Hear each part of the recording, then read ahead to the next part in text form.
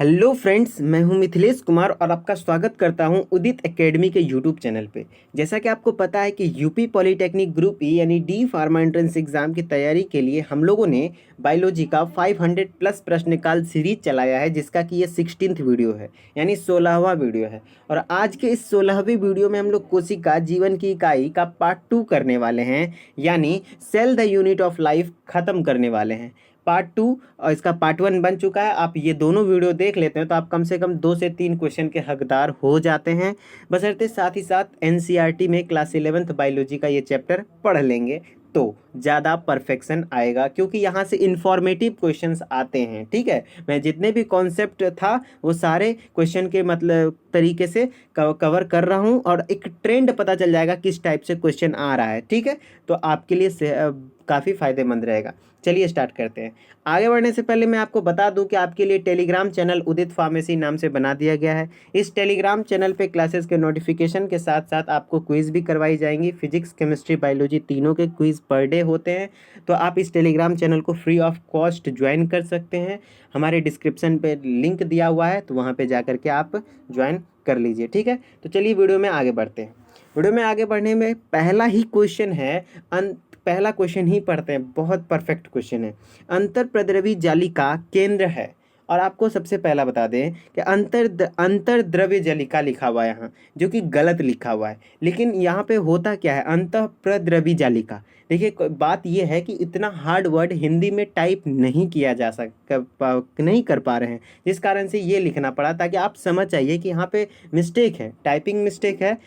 मतलब नहीं लिखा जा सकता है उतना हार्ड वर्ड, इस कारण से मैं अंतर्द्रवी जालिका लिख दिया। क्या आप समझ जाइए, लेकिन यहाँ पे होता है अंतःप्रद्रवी जालिका। ठीक है, तो इसको हम लोग इंडोप्लाज्मिक रेटिकुलम भी कहते हैं, तो वही समझना है आपको। इसका कोई इशू नहीं बनाना है कि गलत टाइप कर दिए हैं, गलत हो गया है, नहीं हो पा रहा है सही। ठीक है, इतना हार्ड वर्ड है, इसलिए ये सब छोटा मोटा इशू मत बनाइए। तो चलिए हम लोग स्टार्ट करते हैं। अंतर्द्रवी जालिका केंद्र है, किस चीज़ का केंद्र होता है? तो सबसे पहले मैं आपको बता दूं कि अंतर्प्रद्रवी जालिका को इंग्लिश में इंडोप्लाज्मिक रेटिकुलम कहते हैं, और ये हमारे कोशिका को क्या प्रदान करता है? तो यांत्रिक सहायता प्रदान करता है। जो बच्चे पार्ट 1 देख चुके होंगे उनको तो पता होगा कि ये क्या प्रोवाइड करता है, यांत्रिक सहायता यानी मैकेनिकल सपोर्ट प्रोवाइड करता है। और हाँ, जो बच्चे इंग्लिश मीडियम में पढ़ना चाहते हैं उनके लिए मैं कुछ इंग्लिश टर्म भी साथ साथ यूज़ कर दूंगा, जिससे कि आपको प्रॉब्लम नहीं होगा। ठीक है, अंतर्प्रद्रवी जालिका जो है ये मैकेनिकल सपोर्ट प्रोवाइड करता है, और साथ ही साथ ये इंडोप्लाज्मिक रेटिकुलम 2 तरीके का होता है। कितने तरीके का होता है? 2 तरीके का। एक होता है रफ इंडोप्लाज्मिक रेटिकुलम, जिसको RER बोला जाता है, और एक होता है स्मूथ इंडोप्लाज्मिक रेटिकुलम, जिसको SER बोला जाता है। तो रफ क्यों बोला जाता है?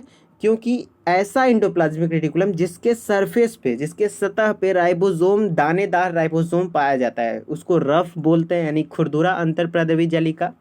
और स्मूथ उसको कहेंगे जिसके सरफेस पे, जो इंडोप्लाज्मिक रेटिकुलम के सरफेस पे राइबोसोम नहीं पाया जाता हो। ठीक है, तो यहाँ पे और एंडोप्लाज्मिक रेटिकुलम का मैक्सिमम पार्ट पे राइबोसोम पाया जाता है, इस कारण से मैक्सिमम पार्ट क्या होता है? रफ होता है। इस कारण से बोला जाता है कि राइबोसोम क्या है, आपको तो पता ही होगा कि प्रोटीन का फैक्ट्री बोला जाता है राइबोसोम को। राइबोसोम प्रोटीन का निर्माण करता है, ये भी बात मैं पार्ट 1 में बताया था। तो राइबोसोम प्रोटीन का निर्माण करता है, और यहाँ पे काफ़ी सारा राइबोसोम पाया जाता है, इस कारण से अंतःप्रद्रवी जालिका को प्रोटीन संश्लेषण का केंद्र माना जाता है। ठीक है, इस तरीके से आपको कॉन्सेप्ट वाइज पढ़ना है। अंतःप्रद्रवी जालिका को प्रोटीन संश्लेषण का केंद्र कहते हैं। ठीक है, तो यहाँ से मेनली क्वेश्चन क्या क्या बने? अंतःप्रद्रवी जालिका कोशिका को क्या प्रोवाइड करता है? तो भाई क्या प्रदान करता है? तो यांत्रिक सहायता। साथ ही साथ अंतःप्रद्रवी जालिका पे राइबोसोम्स पाए जाते हैं। इस राइबोसोम के कारण ही यहाँ पे प्रोटीन का संश्लेषण अधिक मात्रा में होता है, और अंतःप्रद्रवी जालिका को प्रोटीन संश्लेषण का केंद्र माना जाता है। ठीक है, तो चलिए स्टार्ट करते हैं, नेक्स्ट क्वेश्चन पे चले जाते हैं। नेक्स्ट क्वेश्चन है जो कि आपके एग्जाम में पूछा गया है, पॉलीजोम। आपके एग्जामिनर का फेवरेट टॉपिक है इस चैप्टर का, पॉलीजोम 2 बार पूछा जा चुका है, तो पॉलीजोम पे हम लोग सारे बात करेंगे जो पूछा जा सकता है। एक पॉलीजोम किसके ग्रुप का बना होता है? आखिर पॉलीजोम जो है किसका ग्रुप है, मेन उसमें किस चीज़ का ग्रुप है, ठीक है। इस तरीके से आपको ध्यान रखना है। तो देखिए पॉलीजोम जब बहुत सारा राइबोसोम इस तरीके से चेन बनाता है, किसके ऊपर? mRNA के ऊपर। किसके ऊपर? mRNA के ऊपर। जैसे कि ये रस्सी जैसा जो दिख रहा है वो mRNA है, और उसके ऊपर जो ये दाना दाना दिख रहा है वो क्या है? राइबोसोम है, ठीक है। तो ये ऐसा जब चेन बनता है तो इसको हम लोग क्या कहते हैं? पॉलीजोम कहते हैं। क्या कहते हैं? पॉलीजोम कहते हैं। तो वही पूछ रहा है कि पॉलीजोम किसके ग्रुप से बनता है? तो राइबोसोम के ग्रुप से बनता है। किसके ग्रुप से बनता है? राइबोसोम के ग्रुप से बनता है। और नेक्स्ट बार जो क्वेश्चन आया है वो इस तरीके ऐसा ही क्वेश्चन है, और उसमें ऑप्शन में दिया है राइबोसोम प्लस mRNA। तो आपको वो टिक करना है अगर mRNA ऑप्शन में दे, अगर ना दे तो आपको सीधा याद रखना है कि राइबोसोम के ग्रुप को हम लोग क्या कहते हैं? पॉलीजोम कहते हैं, ठीक है। तो चलिए नेक्स्ट क्वेश्चन में आते हैं। नेक्स्ट क्वेश्चन है निम्नांकित किसकी अनुपस्थिति से पादप कोशिका जंतु कोशिका से भिन्न है? ये काफ़ी बेसिक सा क्वेश्चन है कि कौन सा ऐसा चीज़ है जिसके कारण कि पादप कोशिका और जंतु कोशिका में अंतर आप बता सकते हैं। तो वो है सेंट्रियोल। क्या है? सेंट्रियोल। क्योंकि सेंट्रियोल जंतु कोशिका में सिर्फ पाया जाता है, पादप कोशिका में नहीं, ठीक है। और सेंट्रियोल से रिलेटेड क्या क्या क्वेश्चन आपके एग्जाम में पूछे जाते हैं मैं बता देता हूँ। सबसे मेरा यही मकसद होता है कि एक क्वेश्चन के माध्यम से कम 4 से 5 क्वेश्चन डील करूं ताकि आपको मैक्सिमम कंटेंट मिल सके, ठीक है। सेंट्रियोल कोशिका विभाजन में मदद करता है। किस चीज में मदद करता है? कोशिका विभाजन में मदद करता है। और ये सेंट्रियोल सिर्फ जंतु कोशिका में पाया जाता है, ठीक है। और कुछ नॉर्मल डिफरेंस है पादप कोशिका और जंतु कोशिका में, वो भी आपको ध्यान रखना है। जैसे कि पहला है कि पादप कोशिका में कोशिका भित्ति पाई जाती है, जबकि जंतु कोशिका में कोशिका भित्ति नहीं पाई जाती है, ठीक है। आपको पता होगा कि ये सब नॉर्मल सी बातें आपको पता होनी चाहिए। पादप कोशिका में कोशिका भित्ति होती है लेकिन जंतु कोशिका में नहीं होती है। इसमें हरित लवक होता है, उपस्थित होता है पादप कोशिका में हरित लवक होता है, और इसमें हरित लवक नहीं होता है। हरित लवक का काम क्या है? प्रकाश संश्लेषण कराना। तो पादप में होता है और जंतु में प्रकाश संश्लेषण नहीं होता है। तो यही अंतर है, प्रकाश संश्लेषण होता है, इसमें नहीं होता है। फिर है इसका आकार थोड़ा बड़ा होता है पादप कोशिका का, और जंतु कोशिका का आकार थोड़ा छोटा होता है। क्लियर। और एक सेंट्रियोल वाला पार्ट तो मैं बता दिया कि सेंट्रियोल पादप कोशिका में नहीं पाया जाता है और सेंट्रियोल जंतु कोशिका में पाया जाता है, ठीक है। तो यहाँ से क्वेश्चन क्या क्या बन रहा है कि सेंट्रियोल भैया ऐसा चीज है जो कि जंतु कोशिका में पाया जाता है लेकिन पादप कोशिका में नहीं पाया जाता है। और सेंट्रियोल का काम होता है जंतु कोशिका में क्या? तो कोशिका विभाजन करना। और इससे भी ज़्यादा डिटेल पूछेगा तो कोशिका विभाजन में कौन सा काम करता है सेंट्रियोल? तो वो क्रोमोसोम यानी गुणसूत्र को तो उसका गति प्रदान करता है, गुणसूत्र को अपोजिट पोल पे जाने में। जैसे ये कोशिका है तो गुणसूत्र है, गुणसूत्र बट के अपोजिट पोल पे जाता है, ऊपर नीचे आधा आधा। तो वो काम कौन कराता है? सेंट्रियोल कराता है, ठीक है। तो चलिए हम लोग नेक्स्ट क्वेश्चन पे आते हैं।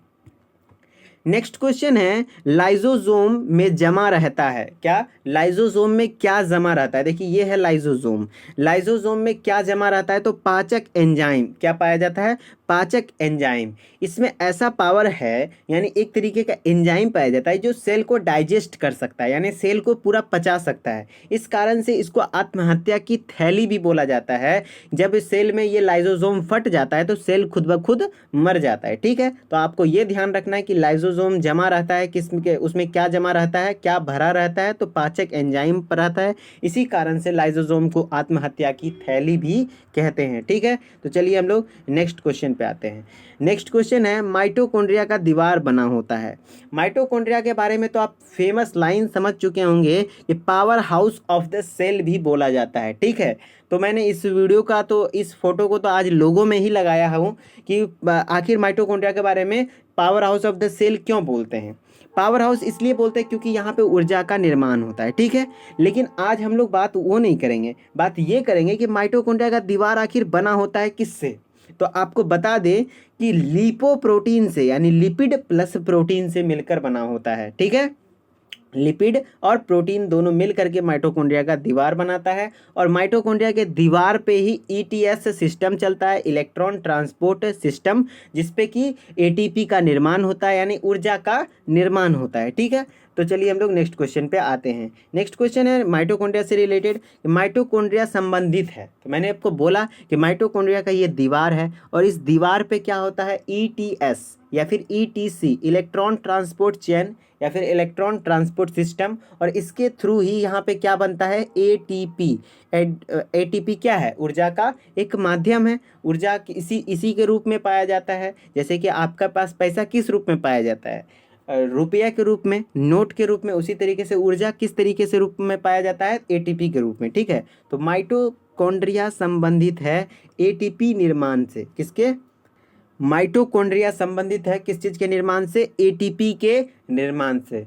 आशा है कि आप समझ गए होंगे। और एटीपी का फुल फॉर्म आपके एग्जाम में पूछा जा सकता है। तो एटीपी का फुल फॉर्म होता है एडिनोसिन ट्राइफॉस्फेट। ठीक है, energy currency of the cell यानी ऊर्जा का सिक्का कहा जाता है एटीपी को। ठीक है, चलिए ये क्वेश्चन है आपका पॉलीजोम का जो दोबारा पूछा गया। देखिए क्वेश्चन वही है, बस पैटर्न थोड़ा सा ऑप्शन चेंज कर दिया गया कि पॉलीजोम क्या है। तो मैं आपको बताया था ना कि जब ये एमआरएनए का चेन के ऊपर राइबोसोम का गोल गोल दाना हो जाता है तो उस चेन को क्या कहते हैं, पॉलीजोम। तो आंसर क्या हो जाएगा, राइबोसोम प्लस एमआरएनए। क्या हो जाएगा, राइबोसोम प्लस एमआरएनए। यही ऑप्शन ये दे देता कि पॉलीजोम क्या है या फिर पॉलीजोम किसके ग्रुप से बना होता है, तो सीधा राइबोसोम आंसर हो जाता। ऑप्शन पे आपको डिपेंड करना है। यदि वहाँ एमआरएनए भी दिया हुआ है तो एमआरएनए वाला ऑप्शन लीजिए, अगर ऐसा नहीं दिया है, सिर्फ राइबोसोम दिया है तो राइबोसोम आप चुन सकते हैं। ठीक है, और इसका काम क्या होता है, तो प्रोटीन का संश्लेषण कराने में मदद करता है पॉलीजोम। ठीक है, आशा करते हैं आपको समझ में आ रहा है। चलिए नेक्स्ट क्वेश्चन पे जाते हैं। नेक्स्ट क्वेश्चन माइटोकॉन्ड्रिया से रिलेटेड है। जीवित कोशिका के भीतर ऊर्जा स्रोत है। तो कोई भी जीवित कोशिका है उसके अंदर जो ऊर्जा बनता है वो किसके कारण बनता है, तो माइटोकॉन्ड्रिया के कारण ही बनता है ना। माइटोकॉन्ड्रिया को इसीलिए तो ऊर्जा गृह कहा जाता है, powerhouse of the cell कहा जाता है, क्योंकि यहाँ पे ऊर्जा बनता है। इसी कारण से क्वेश्चन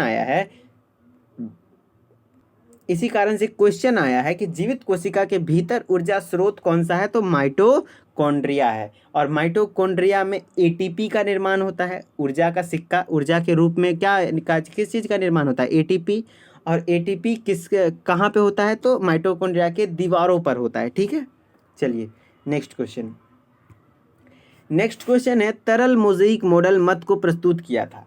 देखिए जब कोशिका झिल्ली की बात की जाती है तो उसके स्ट्रक्चर का अलग अलग मॉडल दिया गया था अलग अलग साइंटिस्टों के द्वारा। माना गया कि ऐसा हो सकता है, वैसा हो सकता है। उसमें से एक मॉडल है फ्लूइड मोज़ेइक मॉडल यानी तरल मोज़ेइक मॉडल हिंदी में बोले तो।